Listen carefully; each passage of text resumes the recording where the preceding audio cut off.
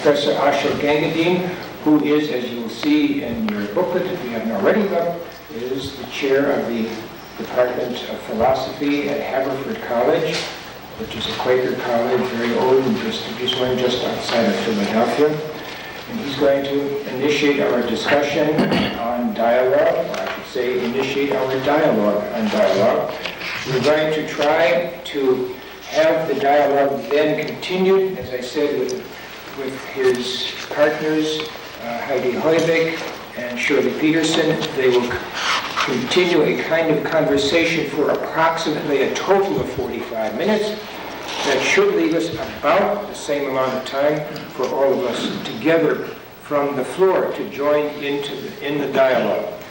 This is, we hope, the initiation, and we will continue it for the next 3 days. So, having said that, Ashok, please.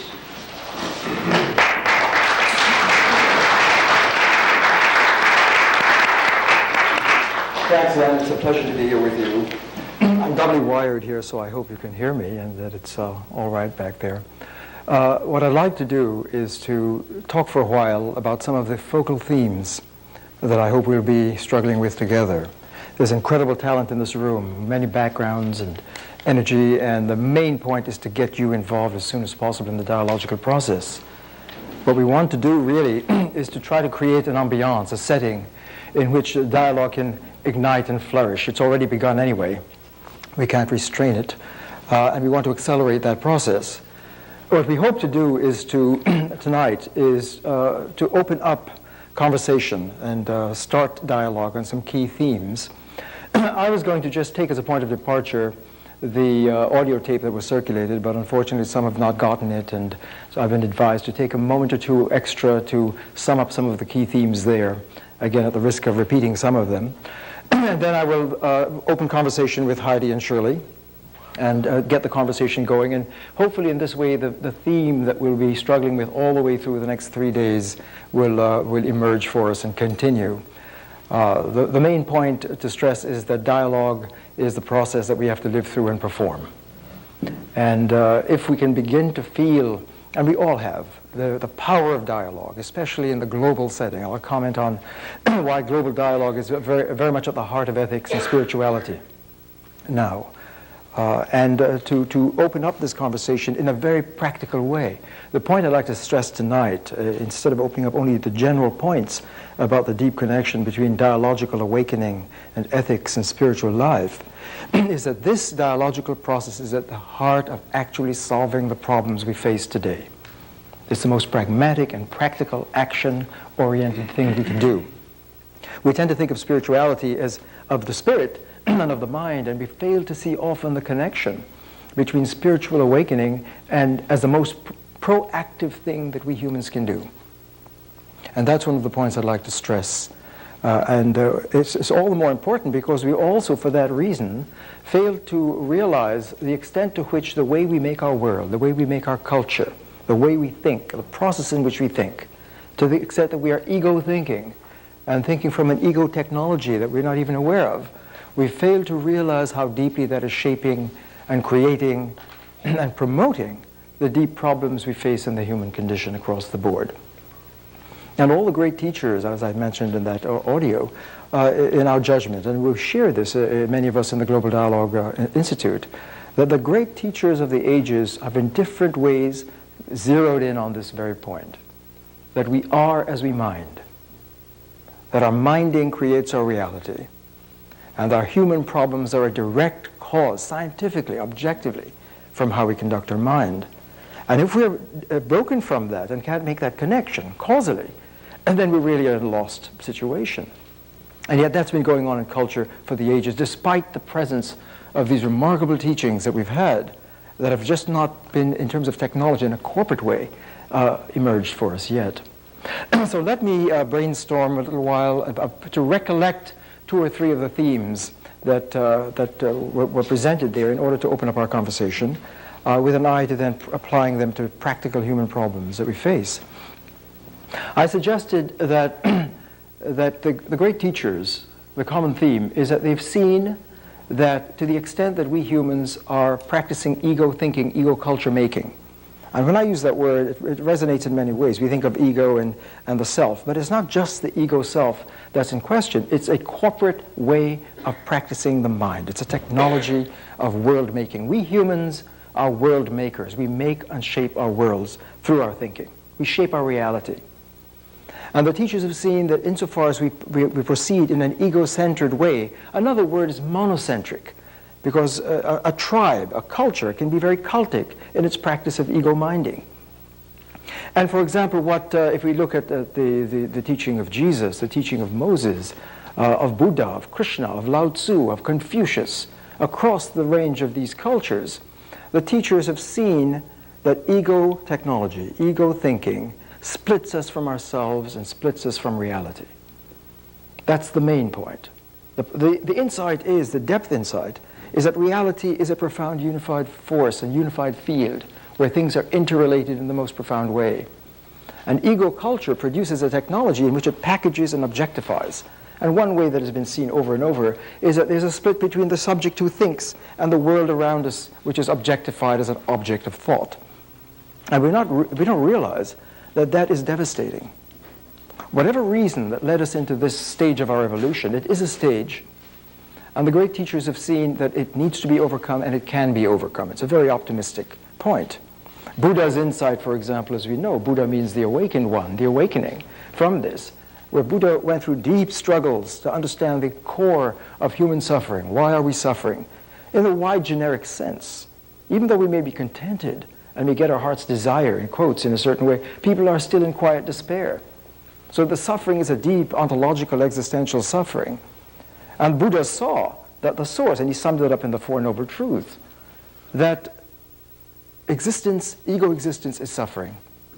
There is no way to be happy and to achieve fulfillment and well-being if we're practicing ego-minding. That, in fact, that's a great, to exist is to suffer in that sense. It can be overcome. The cause is ego desire. And it can be overcome by the right conduct of mind. And that's the Buddhist ethics, that's the Dharma, the law.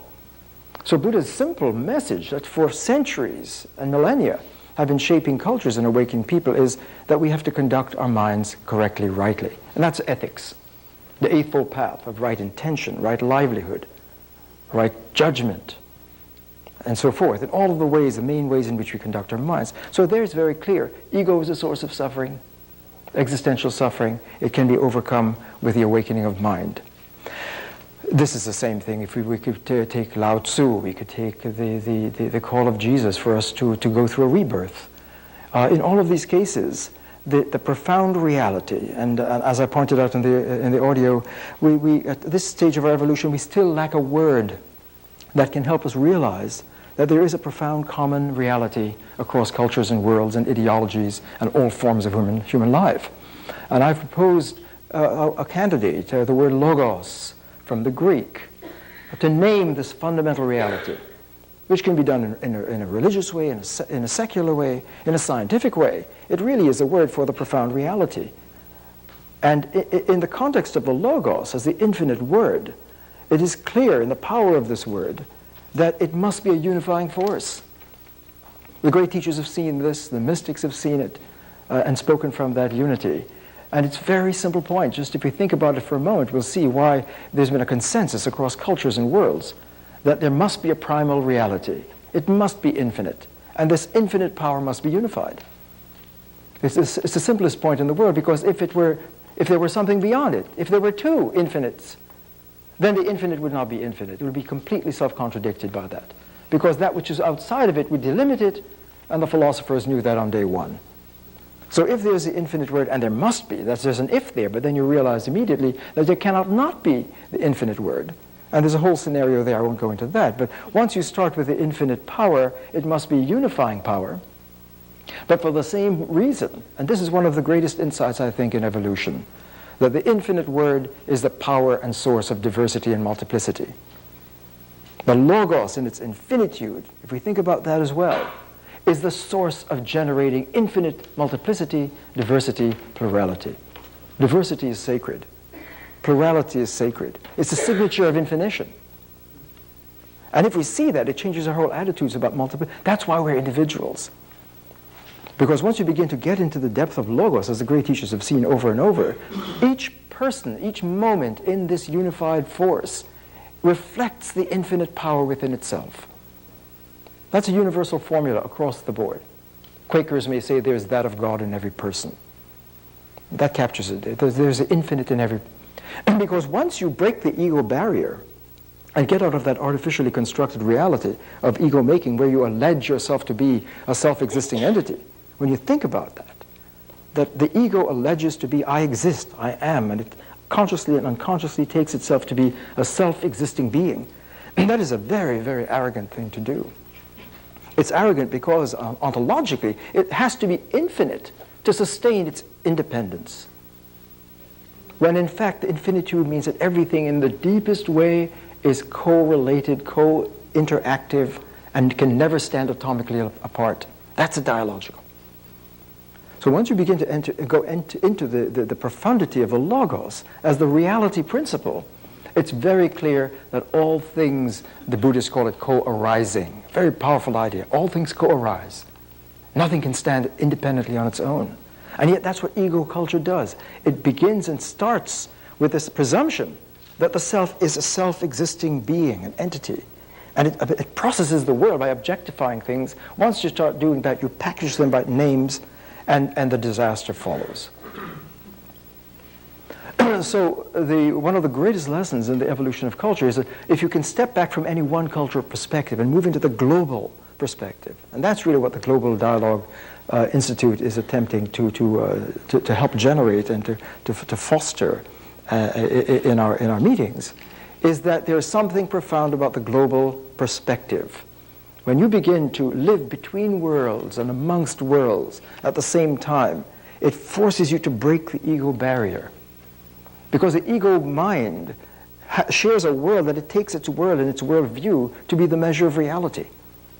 Consciously and unconsciously, individually and tribally. A tribe can be a cult and it can take its worldview to be ultimate. When that happens, it's a disaster because it breaks with the true reality, which is a dynamic infinition process that can never be stopped. And therefore, any position that absolutizes itself is breaking the law of reality. And global dialogue is when we bring the different worlds together in interaction. It touches more deeply into the rhythm and the pulse of reality itself. And this creates an awakening process. When we begin to move outside and be required to step outside of our boundaries of our lives into alternative positions, it stretches us to new depths. And we have to then begin to, in other words, if we can encounter other worlds in their terms and experience them internally from their power, it transforms us in a way that we cannot return. And what does happen, however, as a result of that, it allows us to find a deeper logos within our own perspective and our own world. So it expands and deepens our tradition. So it doesn't deny our tradition, it enriches it and grounds it in this deeper reality.